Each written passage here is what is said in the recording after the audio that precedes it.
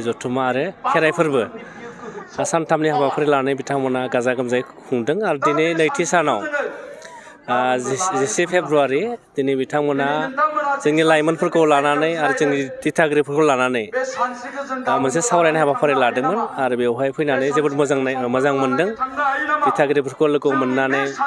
लाइमोनफोरखौ लोगो मोननानै सावरायलायनानै मोजां मोनबाय आरो आं सानो धोरोमखौ फोथायनायनि गेजेरजोंनो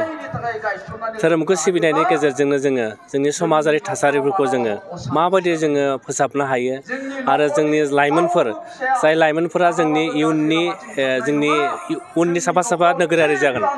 बिथांमोनखौ जों इयुनाव माबायदि जोङो मोजां सुबुं सम्पद बानायनो हायो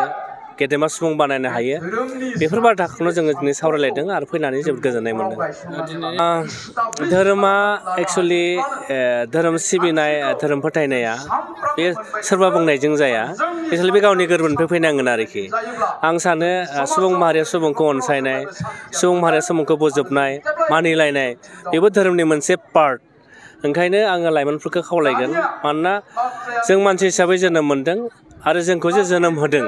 बिनि गुदियाव सोरबा सासे नुवाथारि जोंनि गोहोगोरा सुबुं दङ आरो बिथाङानो जाहैबाय आनान गसाइ जायखौ जोङो गसाइ होननानै जोङो फोथायो दायो जों जायखिजाया खामानि मावनायाव जोङो जायखिजाया फरायनायानो होन माबा मोनसे खामानि मावनायानो जों मोनसे फोथायनाय थानांगोन आरो बे फोथायनायानो जाहैबाय धोरोम बिमा बिफाखौ गाज्रि बाथ्रा बुङोब्ला पाप नाङो फोरोंगिरिफोरखौ गाज्रि बाथ्रा बुङोब्ला पाप नाङो बै पाप नांनाय बे जे मोनसे गिनाय फैयो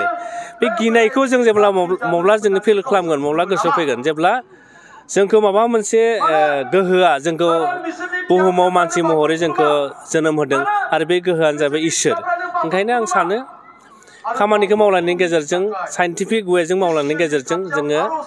इसोरखौबो जों सिबिलांनांगौआ बिराद जों गिदिर मानोना इसोरासो जोंखौ सासे मानसिखौ गाज्रि खामानियाव आगान होनायनिफ्राय जोंखौ होबथानानै लाखियो ओंखायनो आं लाइमोनफोरखौ खावलायगोन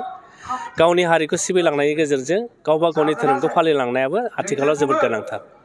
नोंथाङा रेलवे आसाम पुलिस बेंक टेट बायदि सरखारि साख्रि मावनो गोसो दं नामा एबा नोंथाङा बेफोर बायदि साख्रिनि थाखाय थियारि खालामगासिनो दं नामा नोंथाङा railway Assam police banking SSC Assam direct recruitment TET बायदिनि आनजादखौ खनले होदोंब्लाबो जाफुंसारनायखौ मोननो हायाखै नामा जुदि नोंथाङा railway Assam police banking SSC Assam direct recruitment TET cum recruitment आनजादनि थाखाय थियारि खालामगासिनो दङब्ला नोंथांनि थाखाय लानानै फैदों मोनसे मोजां रादाब लास्ट ईयर से प्रिपरेशन स्टार्ट किया बट कोचिंग ज्वाइन करने के बाद ही मेरा एग्जाम क्लियर हुआ तो मेरा इस साल 3 एग्जाम का प्री क्लियर हुआ सीएचएसएल का प्री क्लियर हुआ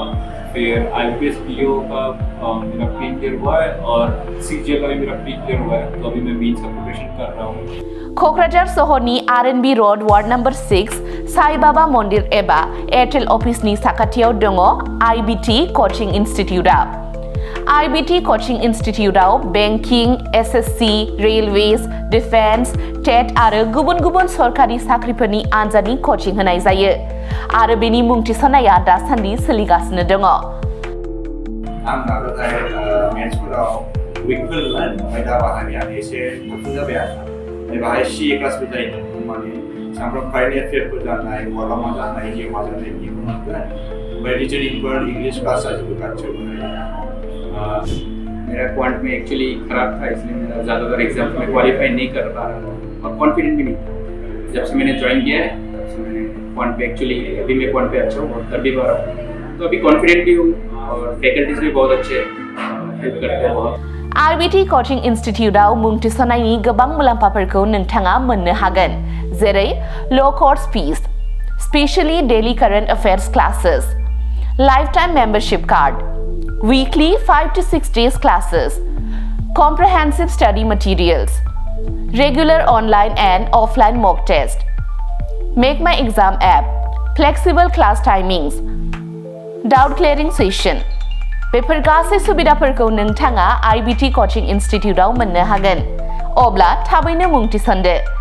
आबुङै मिथिनो थाखाय 9387277188 एबा 9101325849 आव सोलोंनो हागोन